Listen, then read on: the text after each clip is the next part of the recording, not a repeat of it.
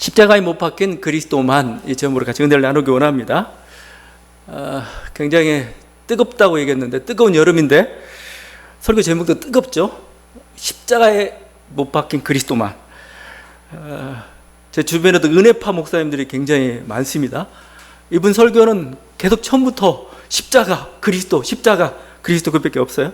경건한 그리스도인도 신앙인도 마찬가지죠.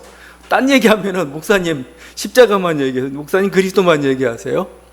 기독교는 그리스도교죠. 그래서 그리스도로 충분합니다. 그리스도로. 제가 자주 얘기하는 그 칼바르트가 하나님의 말씀이라는 게 항상 그 기본적인 그 주제거든, 테마인데, 이 하나님의 말씀이 뭐냐? 다른 게 아니고, 하나님의 말씀은 그리스도다 합니다. 그리스도가 모든 게, 그죠? 그래서 하여튼, 이게 그리스도. 그래서 여러분들 기도할 때나, 옛날 예수 기도라는 게 있죠. 나사렛 예수여, 하나님의 아들 그리스도시여, 우리를 불쌍히 여기소서. 이 예수 기도라는 겁니다. 이 예수 기도만 수천 번, 수만 번 반복했던 게 이 중세의 기도 중에 하나고, 지금도 정교회 전통 속에 많이 남아있죠. 예수 하나로만 그냥 가슴 뜨겁고 충만한 겁니다. 거기다가 이제 그 예수가 어떤 예수냐? 오늘 얘기한 대로 십자가에 못 박힌 예수죠. 그냥 예수가 아니고 십자가에 못 박힌 예수. 그러니까 그 말만 들어도 좀 뜨겁죠, 그냥. 왜냐하면 십자가를 통해서 우리 죄의 용서가 이루어졌기 때문에, 대속이 이루어졌기 때문에 십자가만 강조할 수밖에 없죠. 또 십자가를 바라보는 순간 우리들은 죄, 어떤 우리의 운명의 어떤 그 굉장히 무거운 짐들 있잖아요. 무거운 짐들을 예수님이 대신 짊어져 주시고, 또 그 고통 속에서 나의 고통을 보기도 하면서 이렇게 굉장히 공감과 연민을 이렇게 일으키기도 해요. 옛날에 이동원 목사님 그 간증하는 거 봤는데, 그래요. 자기가 이제 고등학교 시절에 너무 힘들어가지고, 불교에 갔는데, 이건 좀, 불교는 좀 죄송한 말씀이지만, 부처님 얼굴을 보니까 너무 포동포동하더라는 거예요, 이렇게. 살이 포동포동 해가지고, 도무지 저분이 내 고통을 알까, 이거예요. 내 고통을 알까. 근데, 교회 왔더니 예수님 아주 오만 인상을 따쓰고 십자가 달려고 돌아가셨는데, 갑자기 그 순간에 무슨 생각이 들었냐면, 저분은 나의 고통을 알겠구나. 이게 바로 십자가인 거죠. 불교엔 좀 죄송합니다. 하여튼 그거죠. 그게 예수 그리스도의 십자가. 그러니까 십자가랑은 항상 가슴이 뜨겁죠. 또 십자가를 좋아하는 사람들은 뭔가 이 세상의 정욕, 어떤 이 세상의 가치관, 모든 세계관들을 끊고 오직 하늘나라를 나는 바라보며 가겠다 해가지고 하다 보니까 십자가에 못 박힌 그리스도가 항상 어떤 신앙의 주제, 설교의 주제가 이렇게 되고 있습니다. 근데 문제는 있죠.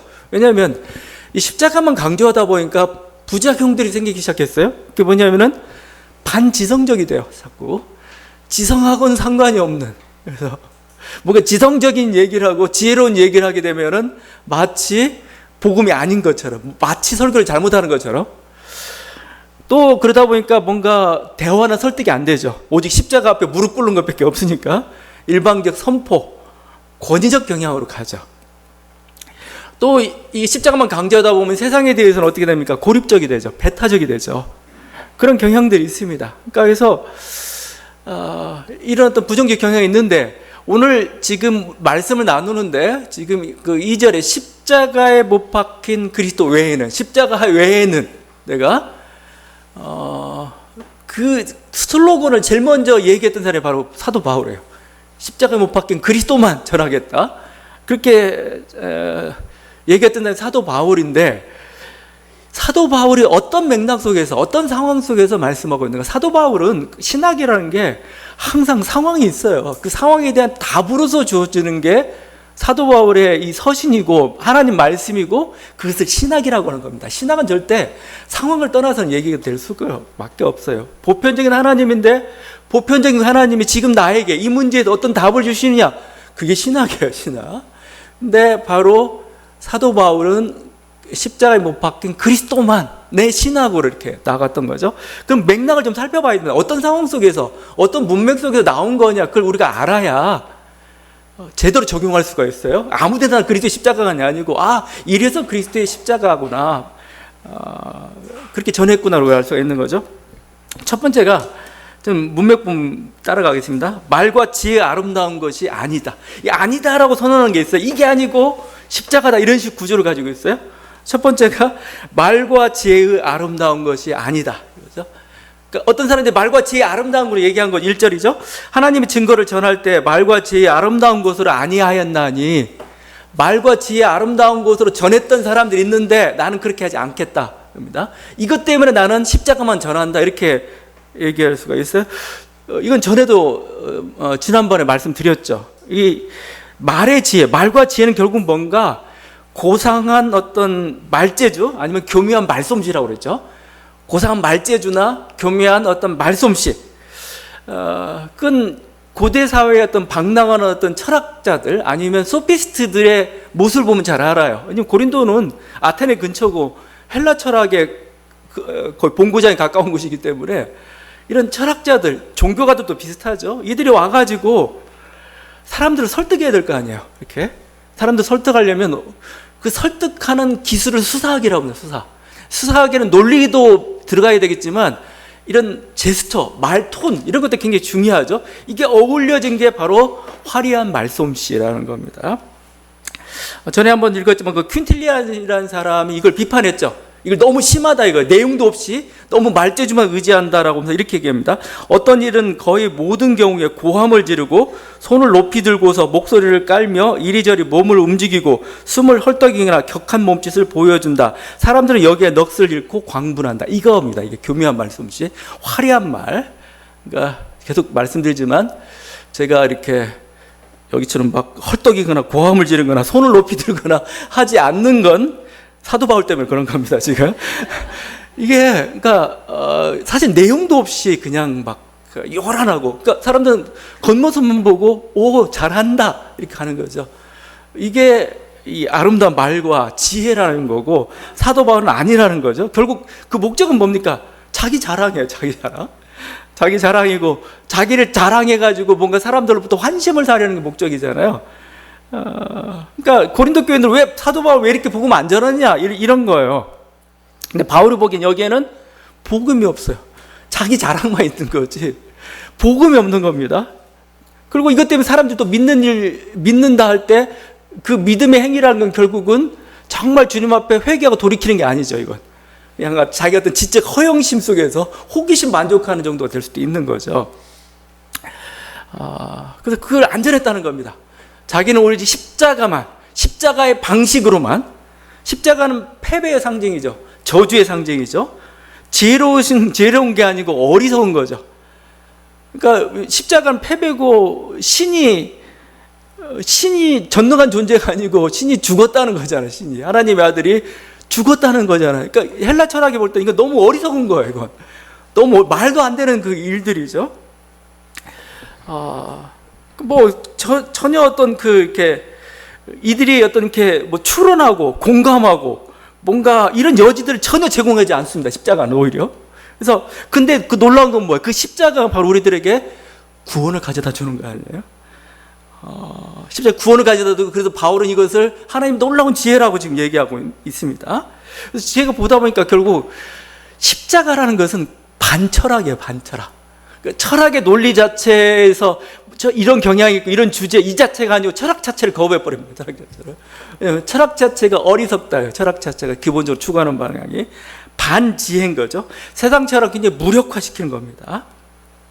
화려한 수사학에는 생명이 없다. 오히려 패배와 고난의 상징인 이 십자가에 오히려 생명이 있다. 이렇게 지금 얘기하고 있어요. 그래서 바울은 이걸 통해 인간의 교만을 꺾어버립니다. 허영이나 그 헛된 자랑들을 도무지 발붙이지 못하게 십자가만 지금 강조하고 있는 거죠. 그러니까 바울의 십자가를 들었냐, 고린도 쪽에는 더더군다나 십자가를 들었을 거예요. 왜냐하면 이 사람들은 너무 허영기가 있어요. 너무 지적, 이것만 이렇게 사로잡혔던 그런 자들이에요. 여러분, 다시 한번 얘기하면 지혜와 지식을 전체 반대하는 건 아닙니다. 이게 교만과 자랑의 도구로 되어버린 그런 사람들에게 뭐예요? 아니다, 그건 아니다라고 좀 선언하는 거죠. 두 번째 볼 수 있는 것은 성령의 나타나심과 능력입니다. 바울이 왜 이렇게 십자가만 전하고 있느냐? 바울이 원하는 건 성령의 나타나심과 능력. 거기 4절입니다. 내 말과 내 전도함이 설득력 있는 지혜 말로 하지 아니하고 다만 성령의 나타나심과 능력으로. 성령의 나타나심과 능력은 성령의 능력으로 하는 게였습니다. 성령이 나타나서 그 능력으로, 그죠? 능력으로 뭐 하라는 거예요? 인간의 마음을, 인간의 생각을 바꿔달라는 거죠. 왜냐하면 지금 사도 바울은 인간이 세상 철학이나 어떤 이 달변, 이걸로 이렇게 그러니까 어떻게 보면 사도 바울의 경험일 수도 있어요. 자기들이 세상 철학의 달변, 분명히 바울은 그런 능력을 가지고 있어요. 근데 이걸 전했는데 오히려 이 경우에 오히려 더 하나님이 역사하지 않을 때가 있다는 거예요. 사실 그럴 수도 있습니다. 왜냐하면 뭐 잘하고 있는데 하나님 도와줄 필요 없죠. 근데 어눌해요. 복음을 전하는 자가 어눌하고 답답하고 논리도 안 되는 말을 계속 하게 되면은 우리가 옆 사람이 답답하게 어눌하면 막 내가 뛰어들고 가서 말하고 싶잖아요.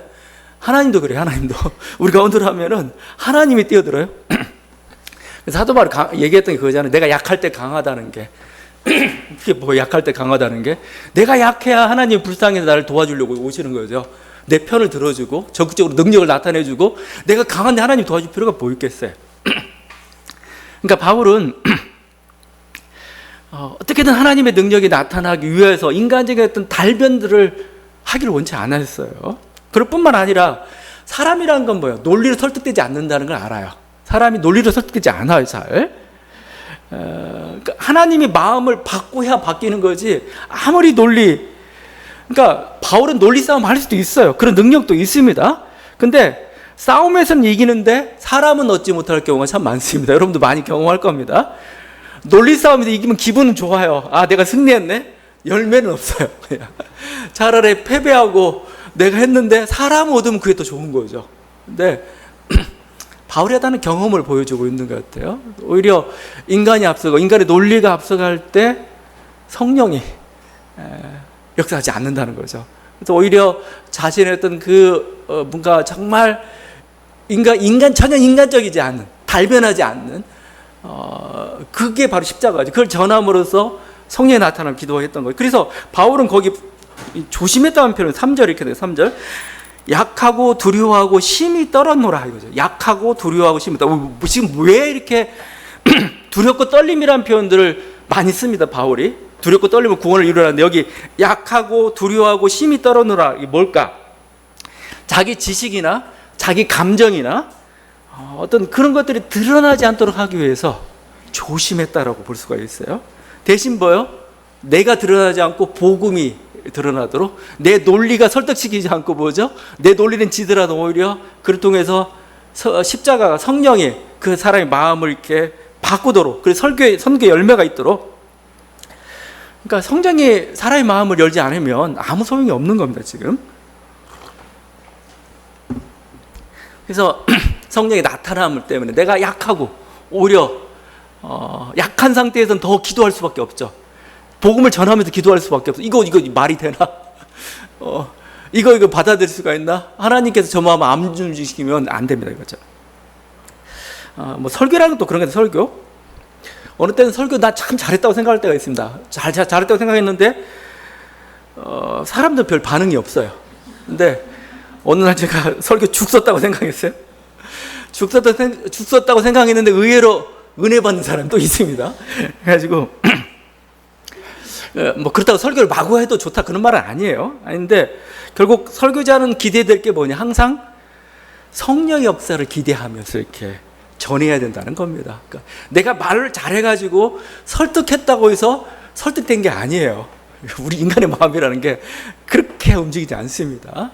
오히려 말을 전하면서 뭐죠? 성령께서 그 마음을 움직여 주시도록, 그래야 움직여요. 그러니까 참 인간의 마음이라는 건 사실은 굉장히 논리적이지 않습니다. 굉장히 감정적이에요. 감정적이고 어쨌든 첫인상이 모든 걸 다 결정해버리고 막 그런 거죠. 뭐 논리 소용없어요. 자기가 이미 딱 결정해 놓으면은 갖다 붙이는 게 논리니까.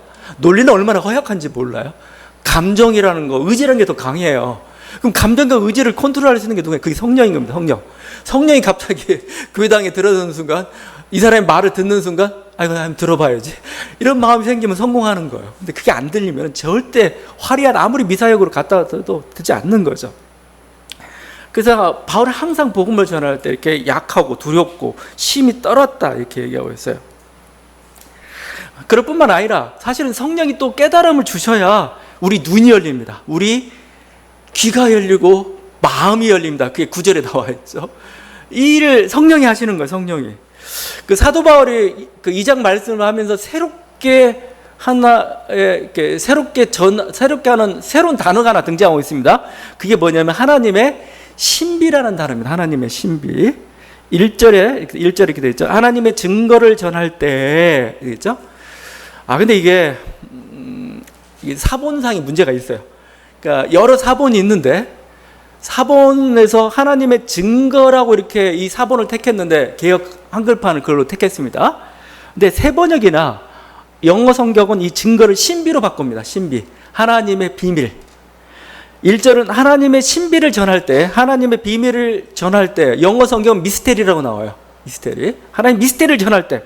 7절이 정확히 설명하고 7절이 오직 은밀한 가운데 있는 하나님의 지혜를 말하는 것으로서 곧 감추어졌던 것인데 하나님 우리의 영광을 위하여 만세전에 미리 정하신 것. 여기 보면 은밀한 것, 감춰졌던 것, 미리 정하신 것.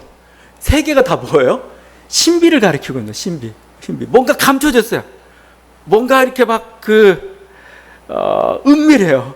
뭔가 하나님께서 그 어떤 이 세상 역사를 이끌어 가는데 아직 이렇게 보여주지 않은, 뭔가 있긴 있는데 보여주지 않는 어떤 계획. 그걸 우리가 구원사라고 표현하고 우리 경륜이라고 표현하기도 하는데 그게 있습니다. 바로 그게 바로 신비라는 겁니다. 미스테리입니다. 미스테리. 하나님의 미스테리가 뭐냐 이거예요. 하나님 미스테리가 뭐고 하나님을 왜 이것을 미스테리라고 부르는가. 사실은 여기 미스테리는 다른 게 없어요. 미스테리는 다른 게 아니고 그리스도입니다. 그리스도. 특별히 십자가에 달린 그리스도가 미스테리입니다. 미스테리. 다른 게 아니에요. 근데 왜 미스테리라고 표현하느냐가 더 중요한 거죠. 왜냐하면 사도 바울이 생각하기에 십자가의 은혜는 뭐예요? 인간이 상상할 수 없는 거예요. 도무지 상상할 수 없는 거고 그 선물은 너무 놀라운 거예요. 누가 영광의 주가 십자가에 달려서 그를 통해서 구원할 거라고 누가 생각했겠어요?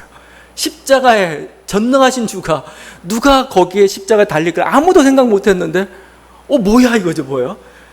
갑자기 눈이 뜨이는 거예요. 정말 하나님이라면 왜 하나님이 왜 죽어? 이거죠. 그 다음에 그 놀랍게도 그 십자가 때문에 패배고 끝났다고 생각했는데 오히려 거기서 부활의 역사가 일어나고 예수님이 영광의 주로 높여지고 또 그것 때문에 결국 인간에게 구원의 은혜가 주어지고 천국이 주어지고 이런 일이 벌어진 거죠. 십자가 놀라운 거예요. 전혀 생각지도 못했던 건데 이 전혀 생각지도 못한 것 속에 놀라운 보물들을 담고 있는 거죠. 그러니까 이걸 바울은 미스테리라고 밖에 얘기할 수밖에 없는 거예요. 몰랐기 때문에 미스테리고 너무 놀랐기 때문에 미스테리예요. 어떻게 이런 것이죠? 어떻게 이런 것이? 어떻게 이런 선물이 나에게 주어질 수 있나? 바로 그 곁에 있는데 바로 평범한데 이게 평범한데 불구하고 이게 진짜 보물인데 이걸 알아보는 사람도 있고 못 알아보는 사람도 있고 바울이 복음을 전할 때 이것에 대해서 눈이 열려서 받아들이는 사람도 있고 못 보는 사람도 있고 바울은 막 그 모든 자신의 가진 것 다 학력이나 어떤 능력이나 그 모든 거 다 버리고 나는 배설물처럼 여기고 그리스도만 따르겠다고 하는 그 소중한 것처럼 보이는데 다른 사람들은 안 보여요. 이게. 그래서 신비고 그래서 미스테리한 표현을 쓰고 있습니다. 그래서 에베소서 보면 그래서 에베소서 하는 게 뭐냐면 이 그리스도가 얼마나 소중한 보이는데 니네가 알기를 원한다는 거죠. 그 사랑이 얼마나 넓은지 깊은지 높은지 그냥 얼마나 광활한지 깨닫기를 원한다. 우리는 정말 너무 조금만한 거 깨닫고 그냥 그걸로 이렇게 만족하고 있는 그런 존재인지 모르겠어요.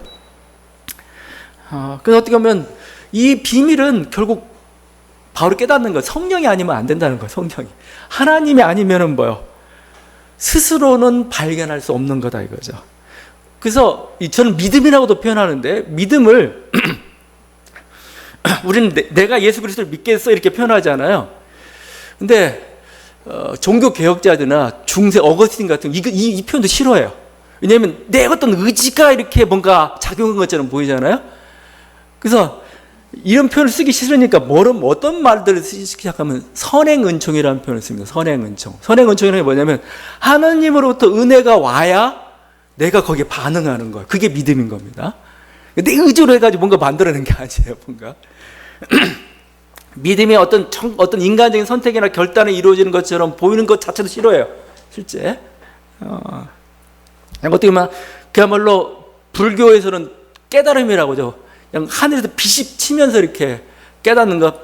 바울이 그 다메섹 도성에서 빛으로 임재하신 그 그리스도를 발견하듯이 그리스도를 믿는 과정 바로 그런 겁니다. 사실은요. 그러니까 그건 뭐냐면 성령이 그렇게 해주시는 겁니다. 성령께서 열어주시고 성령께서 함께 하실 때 우리는 어떤 그 은혜를 받을 수 있게 되고, 그래서 신비라고 얘기하죠. 신비인데 신비기 때문에 뭐예요? 성령께서 하나님께서 열어주셔야만 우리는 그것을 받을 수가 있고 깨달을 수가 있는 거죠. 그래서 우리의 기도는 그거죠. 사실은 우리는 그냥 보따리를 넓게 펴놓고 하나님 은혜를 바라는 것밖에 없어요. 사실 하나님 주십시오. 하나님 주십시오. 하나님 이제 주시기도 하고 그게 사실은 신앙이다.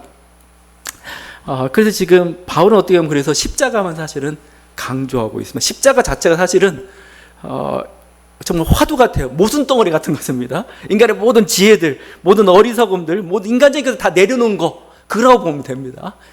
그 속에서 오직 하나님 은혜만을 바란다는 것, 이게 바로 십자가를 통해서 이렇게 또 십자가 자체가 그걸 증거를 하고 있는 거죠. 세 번째 볼 수 있는 것은 그 통치자의 지혜가 아니라는 거죠. 그 십자가의 반대편에 그 통치자의 지혜가 있습니다. 6절이죠. 이 세상에 없어질 통치자들의 지혜도 아니오. 8절이죠. 이 지혜는 이 세대의 통치자들이 한 사람도 알지 못하였나니 만일 알았더라면 영광의 주를 십자가에 못 박지 아니하였느니라. 이 통치자는 누구냐?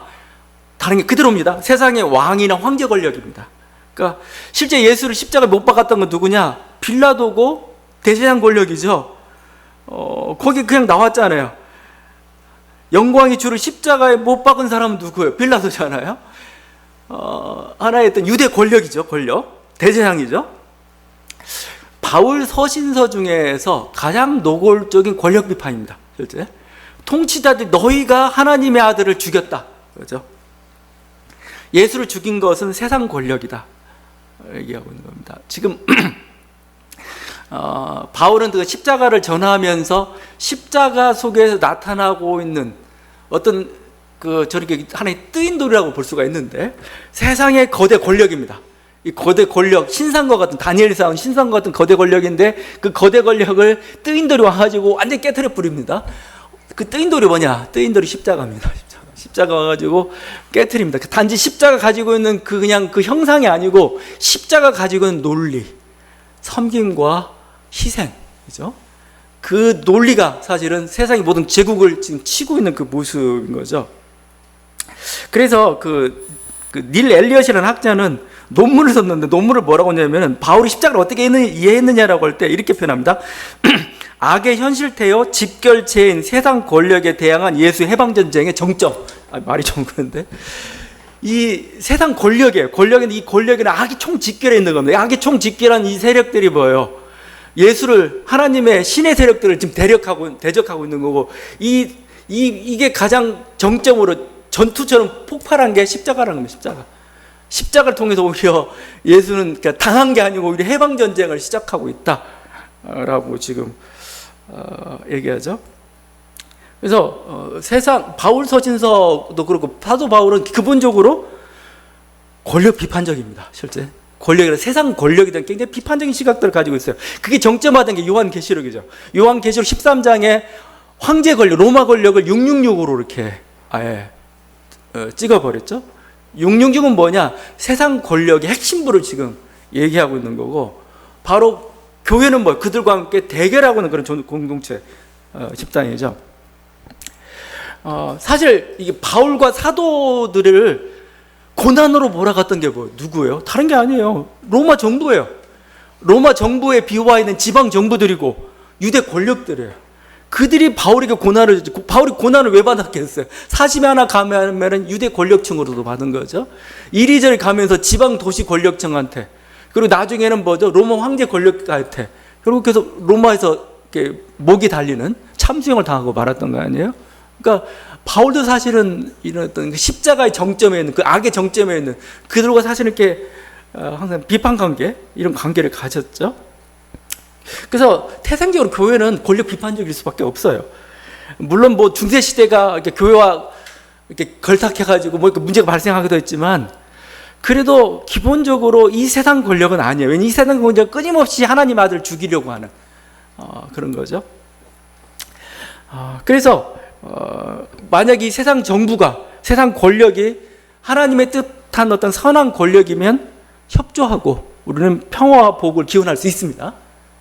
왜냐하면 하나님 뜻대로 돌아가는 거니까. 근데 만약 이 세상 권력이 하나님의 뜻에 반하는 악한 권력이라면은 비판하고 적대적 관계에 설 수밖에 없습니다. 이제 우리는 그 순간에 뭐라고 표현하죠? 예수 십자가에 죽였던 그 본성이 또 나타나는구만. 우리는 그래서 싸울 수밖에 없어요. 근데 힘이 약할 때는 어떻게 합니까? 힘이 약할 때는 바울이 그런 모습을 보였는데 적절히 타협할 수밖에 없어요. 분명히 바울은 권력 비판적인 걸 가지고 있지만 힘이 약하면 뭐예요? 타협해야죠. 그게 로마서 13장입니다. 로마서 13장에 국가의 세금을 바치고 국가의 권력들 어느 정도 인정해줘요. 힘이 없거나 그렇기 때문에 그렇죠. 근데 힘이 있어요. 뭐 상황이 그럴 수도 있어요. 그러면 써먹어야죠. 써야 되죠.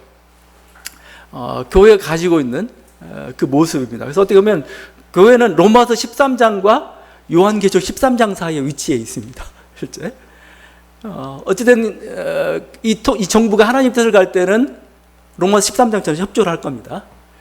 근데 하나님 뜻에 반하는 정부가 될 때는 요한계시록 13장처럼 저항하는 그런 모습으로 갈 거죠.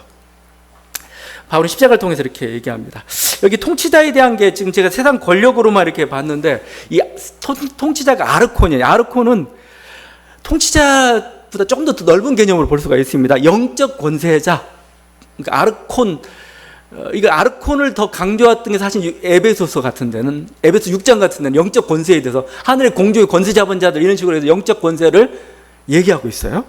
그러니까 아르콘을 세상 통치자뿐만 아니고 이런 영적 권세도 얘기할 수도 있어요. 그렇게도 번역도 가능하고 어떤 사람들은 또 그걸 얘기하기도 그렇습니다. 자, 근데 그건 이제 고대 사회 문제죠. 천사나 마귀나 공중의 권세 잡은 자나 악한 영이나 그 세계가 있기 때문에, 그런 존재이기 때문에 그게 문제가 되는데, 그럼 현대 사회는 뭐냐? 현대 사회는 또 아르콘들이 작용하고 있느냐 이거예요. 제가 볼 때 이겁니다. 악이라고 할 때는, 악은 뭐 마귀는 존재 자체가 악이 뭐 이런 식이 아니죠. 마귀가 행하는 게 잘못된 거죠. 마귀 행하는 악이 문제인 거지. 마귀 인격체가 뭐 분리가 안 되니까 이제 마귀지만 하여튼 문제가 되는 거예요. 마귀가 악을 행하지 않을 때는 천사장이었어요. 대천사였어요. 그러니까 악이란 게 문제죠. 그러면 정확히 여기서 우리가 아르콘이라고 할 때 하나의 어떤 세력을 넘어서 문제가 되는 건 뭐냐? 이거 그 행위입니다. 행위. 그 행위냐 결국은 권력지향적인 걸 얘기하고 있습니다. 권력적이고 폭력적이고 승리주의적인 거.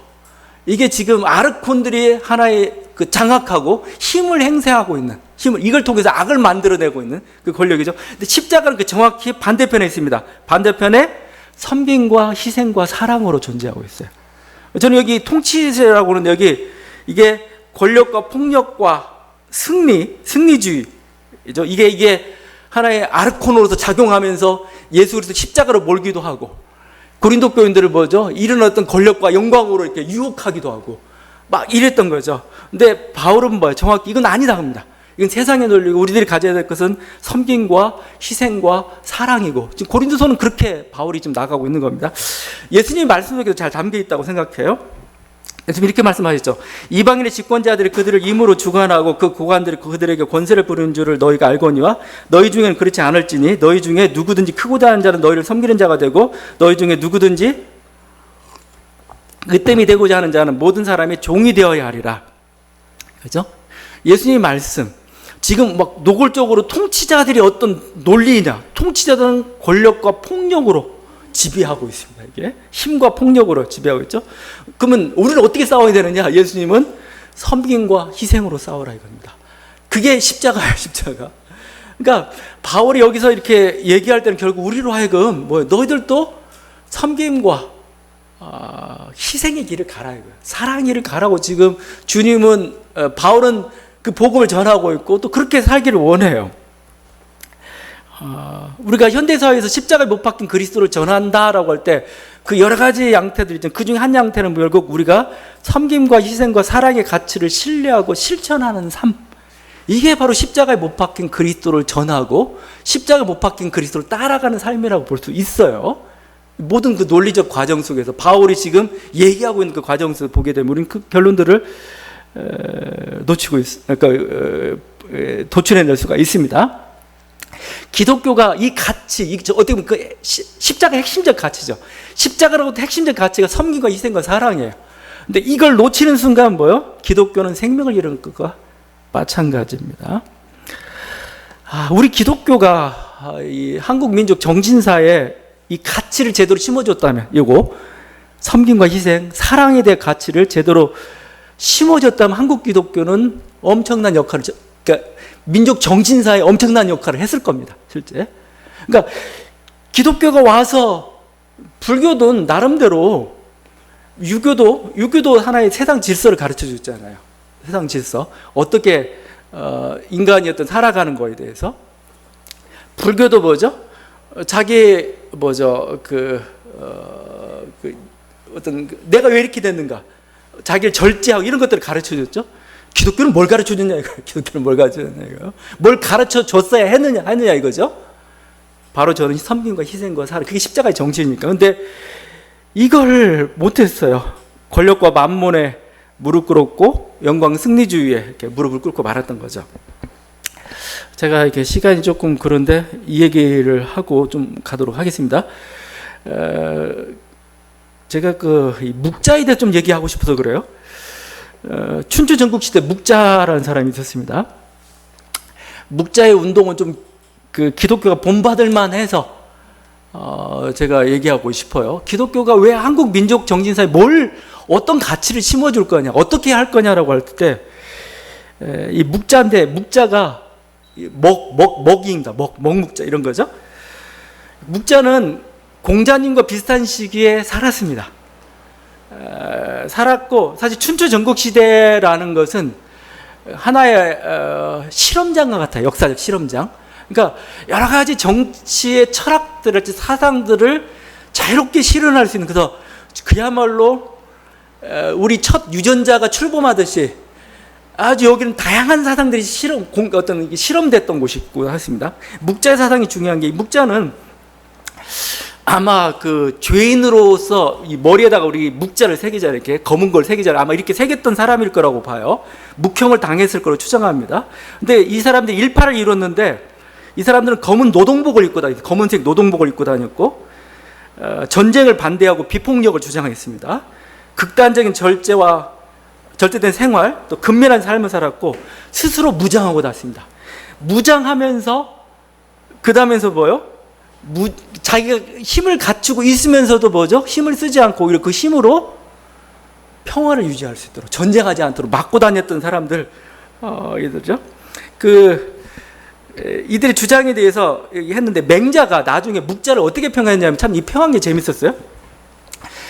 묵가는 보편적 사랑을 주장하여 정수리에서 무릎까지 닳아 없어진다 하여도 천하를 이롭게 하는 일이라면 행동에 옮기는 사람들, 이게 묵가들입니다. 묵가들.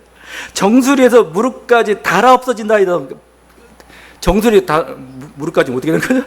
천하를 이롭게 하는, 어디든 가가지고 그 일을 해냈던 사람, 실천가들입니다. 이들의 주장은 겸해, 사랑, 반전, 비폭력 다 얘기할 수가 있는데, 겸해가 뭐냐면 세상 모든 사람을 차별 없이 똑같이 사랑한다 같이 겸해요.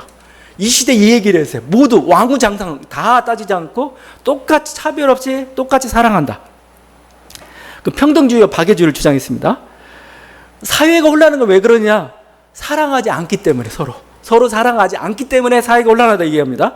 그러면서 이런 유명한 말을 했습니다. 이웃을 내 몸과 같이 사랑하라. 예수님 말씀이죠. 이웃을 내 몸과 같이 사랑하라. 그래가지고 이 때문에 어떤 풍선이 묵자 사상이 끊어질 때가 거의 예수님 탄생할 무렵에 끊어져요. 그래서 동방 박사가 이 묵가 사상 출신들 아니야라고 풍선을 얘기했던 사람. 왜냐면 이웃을 내 몸같이 사랑하는 말을 했으니까. 야, 근데 하여튼 이들은 이 겸유와 사랑을 실천하면서 이렇게 막 그것을 보편화시키려고 노력했습니다. 그들이 했던 말이 이런 말들이에요. 묵자가 했던 말이 비단 실만 물드는 것이 아니라 나라도 물든다.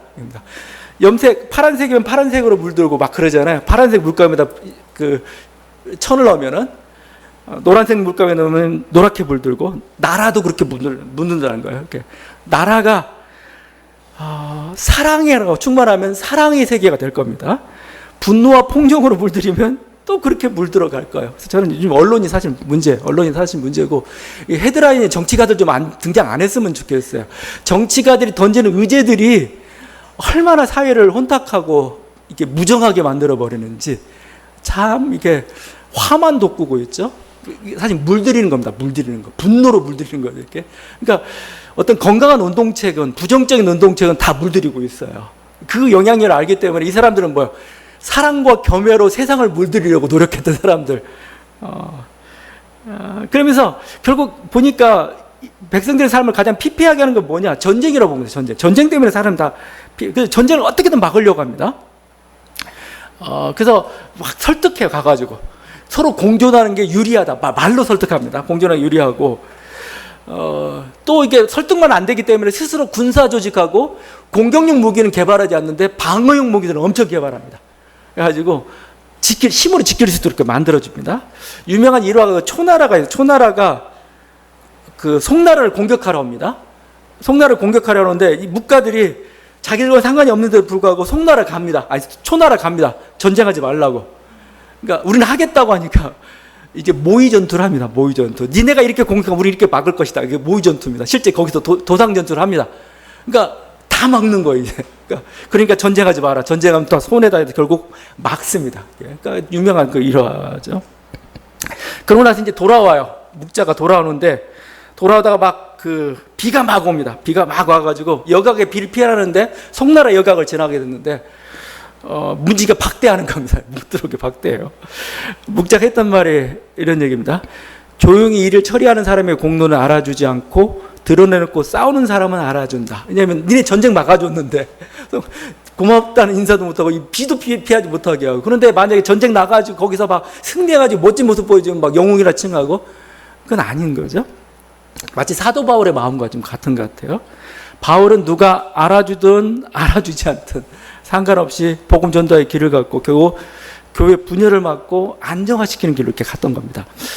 제가 묵자 얘기를 자꾸 얘기했던 게 십자가의 도, 십자가의 정신이라는 게 마치 예전에 예수회가 칼 들고 복음을 전하러 갔듯이 사실은 섬김과 사랑과 어떤 그 희생의 놀라운 그 가치들을 그냥 숨기듯이 그냥 이러고만 있지 말고 사실은 이것을 실천 속으로 사실은 보여주는 하나의 그 운동들, 그런 모습들이 사실은 필요하고 교회가 사실은 그것을 보였어야 돼요. 섬기와 희생이 얼마나 놀라운 그 힘을 가지고 있는가요, 그죠? 사회를 얼마나 평화롭게 만들어주고 오히려 사회에 정말 뭔가 살맛나게 만들어주는가를 보여줬어야 되는데 우리는 그걸 못하고 결국은 권력과 만몬이 좌지우지하다 보니까 우리를 정말 지옥 같은 사회를 좀 만들어버리고 말았어요. 다시 한번 바울은 십자가에 달린 그리스도, 못 박힌 그리스도만을 전하고 있습니다. 우리도 그 길을 쫓아가는 저와 여러분 되시길 바랍니다. 기도하시겠습니다.